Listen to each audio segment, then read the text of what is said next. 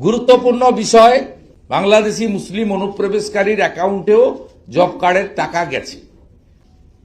আমাদের বক্তব্য, ভারত সরকারের নির্দেশে আধারের সঙ্গে জব কার্ডকে লিঙ্ক করতে বলেছে পোর্টালে। দেখুন কি ভয়ঙ্কর চিত্র। দেখুন, এখনো পর্যন্ত 2,56,38,503, মানে আগে আধারের সঙ্গে জব কার্ডের লিঙ্ক করতে গিয়েই 1 কোটির বেশি বাদ গেছিল।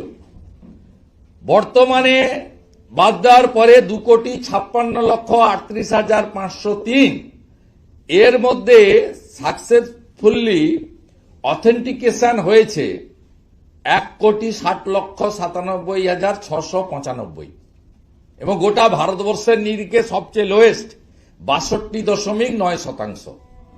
বিরাট সংখ্যক জব কার্ড যে ভুয়া, একদম ডিস্ট্রিক্ট ওয়াইজ।